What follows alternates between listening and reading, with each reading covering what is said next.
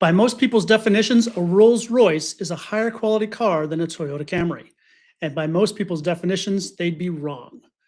Seth Godin flips the whole idea of quality on its head, and once you see it this way, it changes how you think about every product, service, and offer you put into the world. That's where we're starting today with Godin's This Is Strategy, chapters 121 through 160. Welcome to the Leadership Lounge.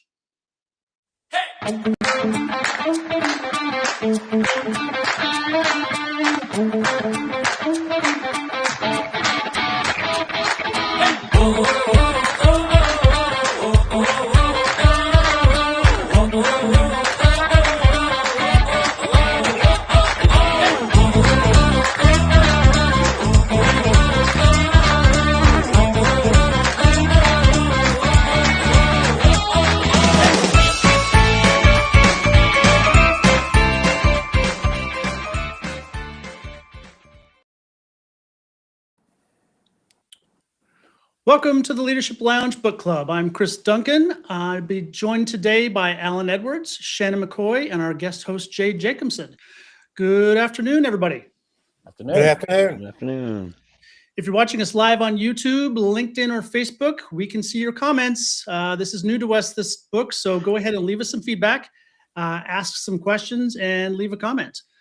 The good news is this week that I am not running the chat, so we should have good luck if you actually leave a chat if somebody's seeing your chat. Those who left a chat last week, you know who you are. Thanks for trying. Alan is back in charge, so things should be much less dramatic, and I appreciate you, Alan, running the mouse. Anyway, if you want to join us live next week, let us know through the myriad of social channels that are available to us. Email as well works. Just let us know that you'd like to join us live, and we will get you online. If you want to catch up on chapters, want the weekly reminders, or need to know the link to the shows, whatever, it's all at sedaris.com/book club. That's CDAERIS/CD. See, even when I'm not running the producer, stuff still, it can't go in a straight line. We have to go crooked somewhere. Sedaris, that's spelled CDAERIS.com/book club. Alan, please take it away. All right. My job is to tell you the rules of book club, and I have a cue card for this. All right. The first rule of book club. We always talk about book club. Easy peasy. In fact, my friends are getting sick and tired of it. I read this book in this chapter last week, and it was, yep, that's what I do all the time now. So this week we covered chapters 121 through 160 of This Is Strategy by Seth Godin. The assignment, come ready with your favorite chapter and your least favorite chapter. And of course, you must explain why. We'll talk about all sorts of other stuff as well, but that's kind of the assignment to get us started. And we're going to start with Shannon today. But first, I want to give a word from one of our sponsors. And again, I have a cue card for that as well. I did not think about how difficult it was to do both. Yay. If you're an MSP and you know who you are by that term, and you want to stop sifting through resumes and start building your team, MSP Hire is for you. Get the right hire the first time. MSPHire.com. And thank you, MSP Hire, for sponsoring us. So, Shannon, what was your favorite chapter and why? Well, I'm going to have to say that my favorite is, well, it's kind of a 139 and 140, only because I had never heard of this term used in any way in leadership and business, the need of a scaffolding. I'd never heard of that before. This was unique to me. And I thought what was interesting about it is how it's basically, he's illustrating this as a support system. When you're thinking about a strategy, thinking about how to support people and to have them to support you. And it was, so I liked it because it was unique and I'd never heard it before. And I wanted to hear his analogy. I would have liked to have him delve in a little bit more on it to explain how we could apply that in a practical way. But I did understand the concept, which could be a pretty deep concept, to think about how you set up a strategy so that others you're thinking about the future and how other folks will help you in this within the different systems. So that's why I picked that one. Scaffolding. I also I kind of read that as an on-ramp as well. Like, give them easy ways to interact with you and your product and your services, your community. Yeah. Great. Yeah. I like the word scaffolding. I use it occasionally, and I think that it does paint a good picture. I'm not sure to the chapter exactly, but I like the word. And So curious, just saying. Chris, do you know where the word scaffolding in this context entered your lexicon? No, I don't actually. You remember like 20 years ago, it wasn't there. Now it is. Yeah, it could be. Yeah, because I'm sure I didn't think of it on my own. I would have used something like children's building blocks or something would have been the analogy I would have come up with.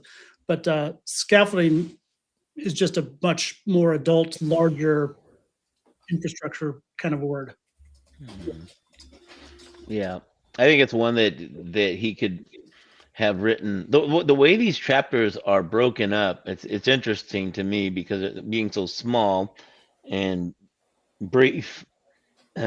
Excuse me, that somebody could actually write a full chapter with maybe 6 pages on this, and help us to see how we could apply this, implement this right away.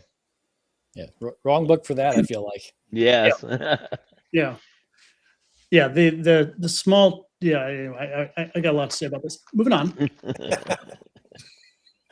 Okay, Chris, while you have the floor, what was your best? Oh, Alan, I'm so glad you asked me about my best. Can I combine my best and my worst together? Sure, I can't stop you. Okay.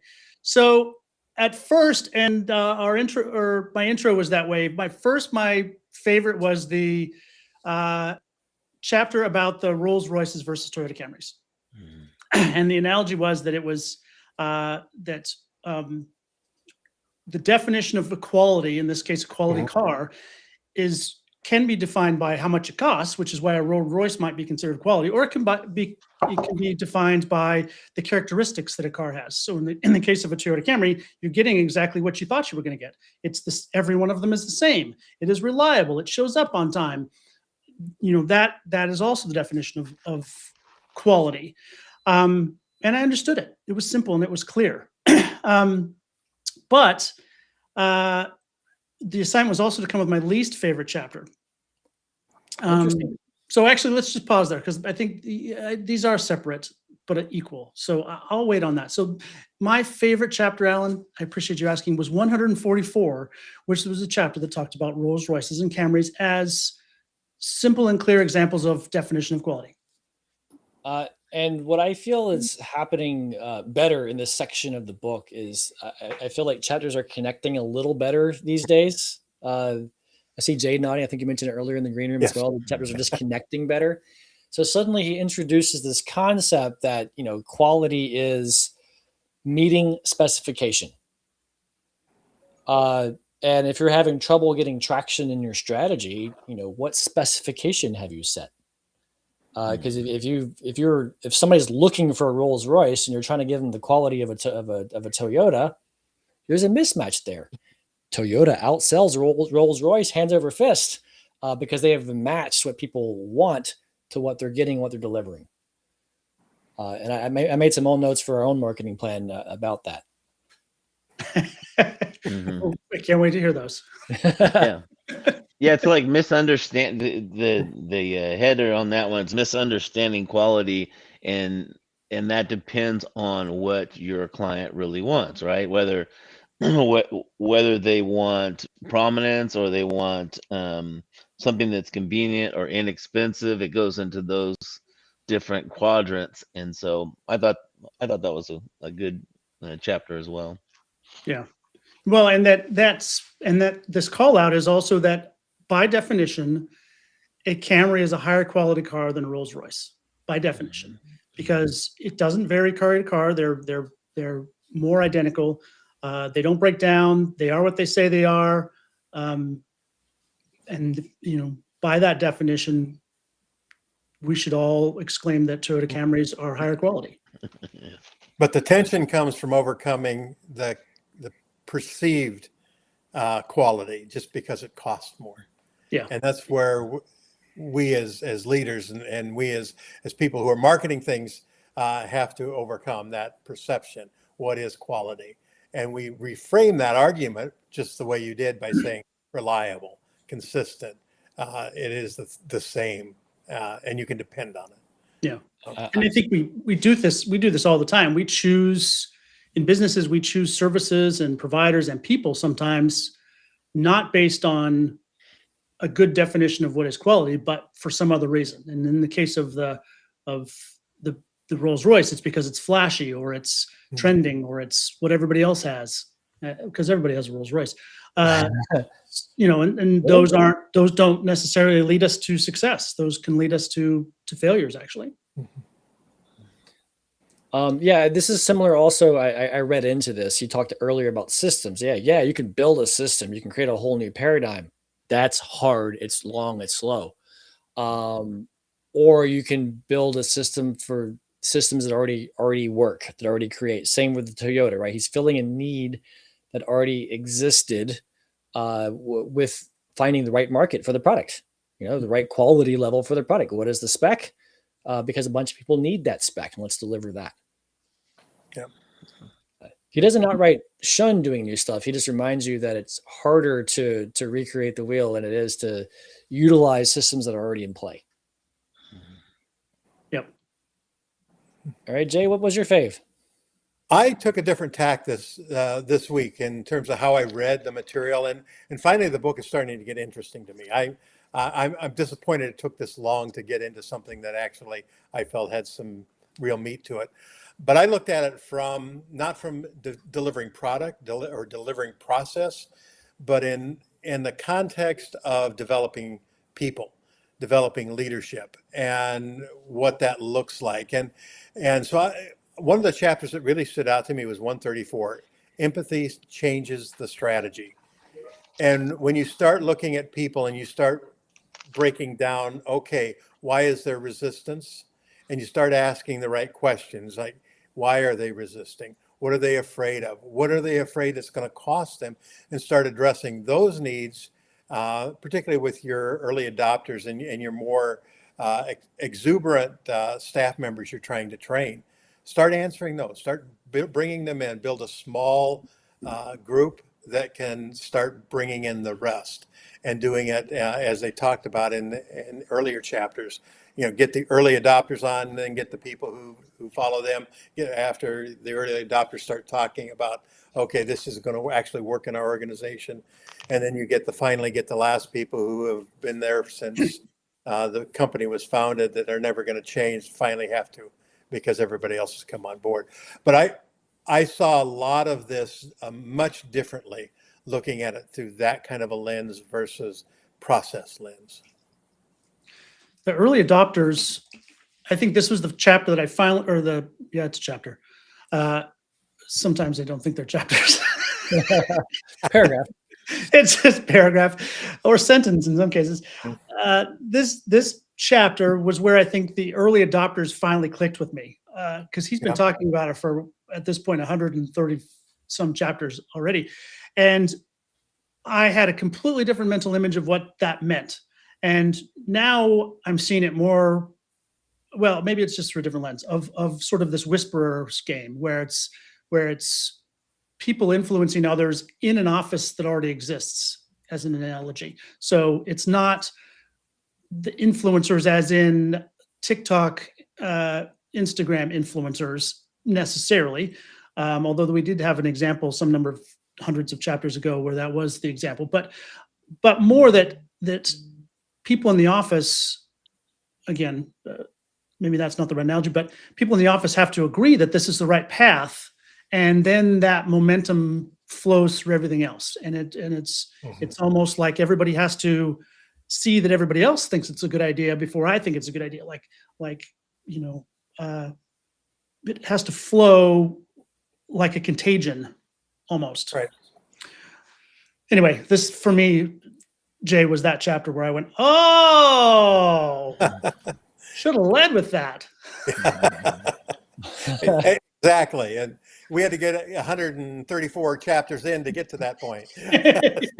Well, I mean, and to be fair, some of that's because we were hearing concepts and frameworks in different ways, different lights that we, some of them we hate, some we love, and now we suddenly have this common vocabulary to build from. So in that way, I think the author has succeeded in getting us this information, even if some of it we don't like. Yes. But if it wasn't for this group, I would have been done at number 10 or 15 and said, there's too many double speaks and unexplained analogies in this that I can't keep going. Again, this is why we have book club, right? To hold us, keep us accountable to moving that forward. Hey, maybe this book has less juice in it than other books for the same effort, but that's going to vary for each of us. And why I love having this disparate group of people to read books with. I think this section makes everything else worth it. I mean, it has definitely got some good meat in this 40 chapters that it kind of pulled everything back into, and so it definitely makes the book worth reading. And I can't wait to see how the rest of the material comes in. Yeah. And like, even looking for my favorite, I had difficulty picking a favorite. I definitely marked some as good, some things that were important to me that left an impact on me. So I'm going to tell you the one thing that I was so happy to hear about, and I'm going to call that my favorite chapter.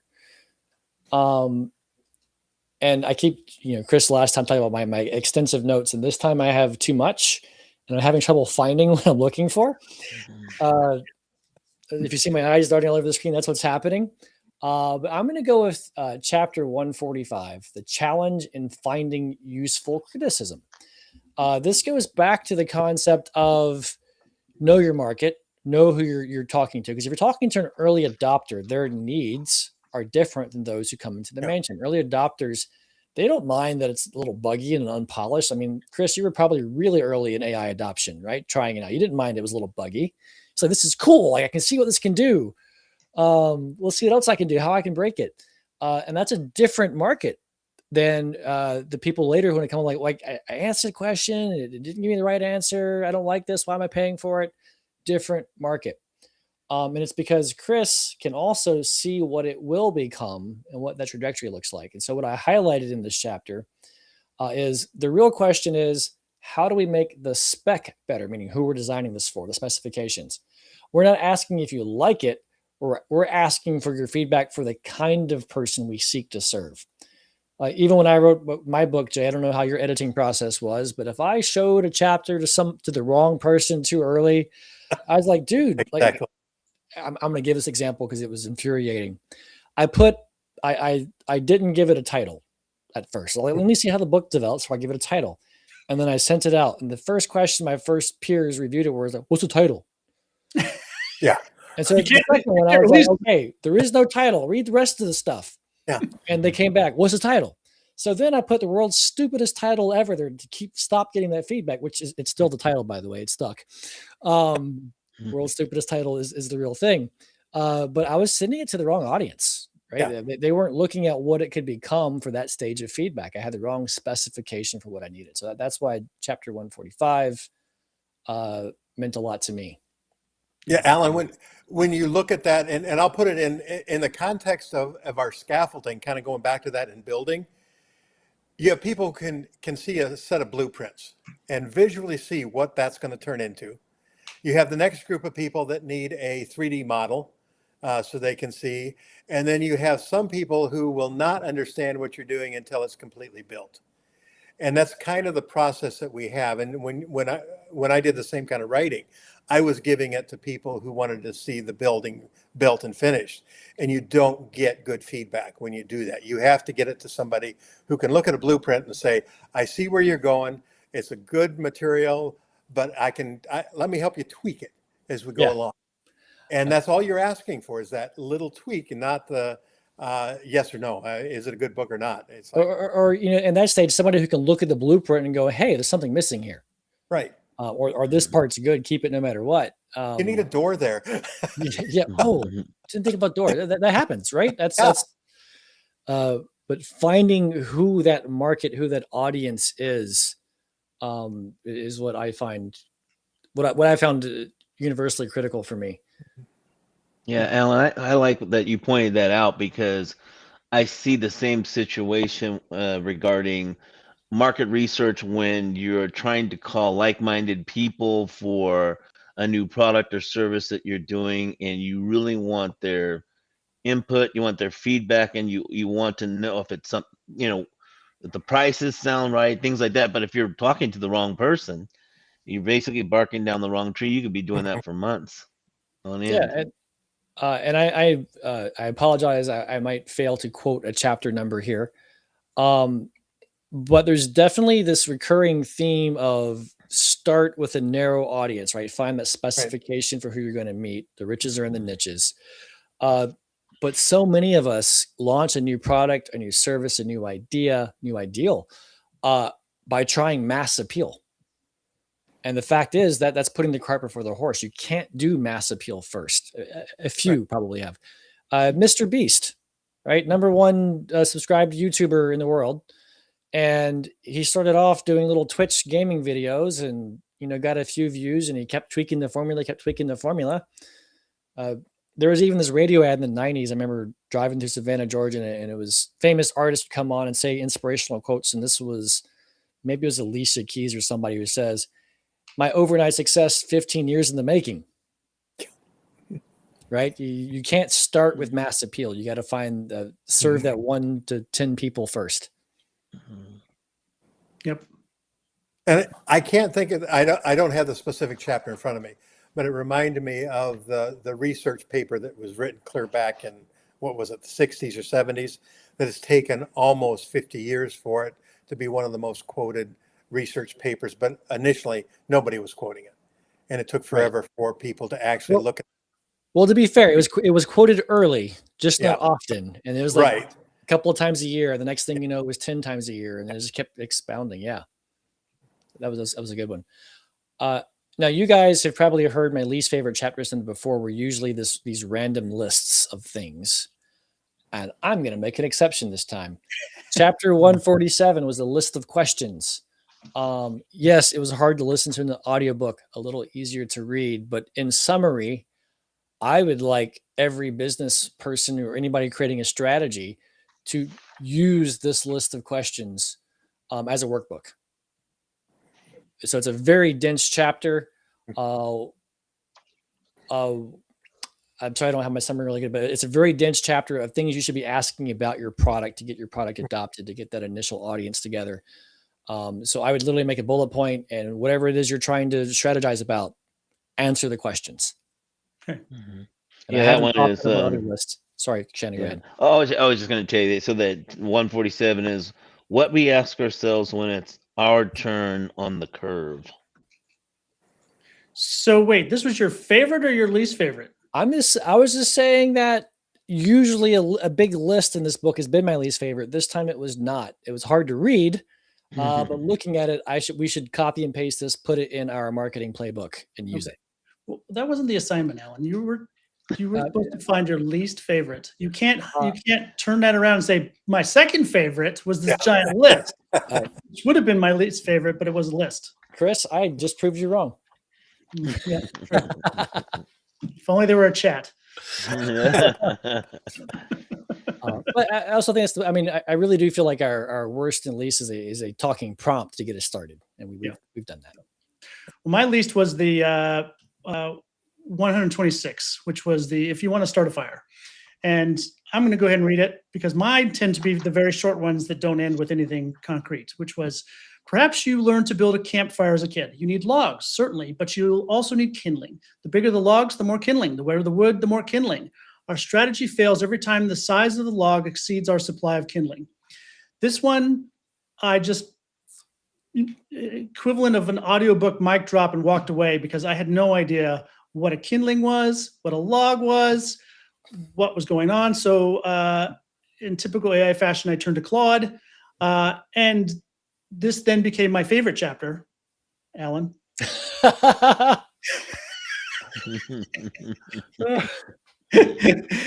Because Claude points out that the next chapter, 127, lists 5 practical things that that Claude thinks are kindling. Things that are, and also defining what the log is. That the log is your sequence, and the kindling is small things that are supporting your sequence or the scaffolding. Small wins, more wins, people caring, all of that good stuff are the kindling. So, and then Claude, in all of its wisdom, I just should have it actually do my job for me, pulls out chapter 141 and says that the catch-22 chapter is what happens when people skip kindling and try to just light the log directly. That mass market, yeah. Yep, just go straight to market. That you can be successful in one of two ways. You can either spend tons of money, or you can build a proper fire with kindling and grow the fire. So that's now my new favorite chapter, mostly because I finally am drawing some form of connection to all of the doublespeak in all of these chapters, and the littered unexplained analogies have finally come clear when I apply AI to this. So, I'm going to use Claude now to help with these Where's Waldo challenges to try to understand what logs and kindling are. And we are not sponsored by Anthropic, but we could be. Yeah, Anthropic, if you're listening, good sponsorship opportunity. Happy to help. Chris, we are actually super short on time. Do you want to pull us to how we apply this? How do we apply this? This one went fast, I felt like. Yeah. I don't know. Shannon needs to take this one. It's summer here, and I don't know how to apply kindling and logs. Yeah, I don't either. All right, so I just Best thought application of kindling and logs is you put stakes over the top of them. Yeah. there you go. So here's the prompt. Someone watching this is heading into work. Based on these 40 chapters we read, 121 through 160, what is the one thing they should do differently today? Oh, good Lord. Focus on the early adopters. Focus on the that early small group that can help you build and let them market your next level. I agree with you completely, Jay. I would say that's 100% what I'm taking out of this, and I'm going to go do differently. Yeah. Anybody else? Yeah, I think that's it for me too. It's the start small kindling analogy. Start, build your fire, build your backing, build your ideas, and find the right people that are going to burn the log. Yeah. All right. It's not only the right questions, but the right questions to the right people. Yep. The right people. That's the key. Absolutely. So next week we're going to cover chapters 161 through 200. We might also be setting some world record for a book with the most chapters. We'll have to look into that later. We'll get our research intern on that. So team, come prepared with your favorite chapters and your least favorite chapters. Alan can also come up with your least favorite chapter that turned into your favorite chapter. And don't forget to also bring the why with you. If you're watching us online, please make sure you like and subscribe to your favorite channel to get notified when the streaming starts. We're on YouTube, LinkedIn, and Facebook. Thank you to our guest host, Jay, for being here. We're glad to have you back. Thank you to Alan and Shannon for being here as well, and our sponsors, MSP Hire and Sedaris Agency. We will be back here next Thursday at noon Pacific, the same time, the same place. Bring your book, bring your thoughts, and we will see you then. Thank you.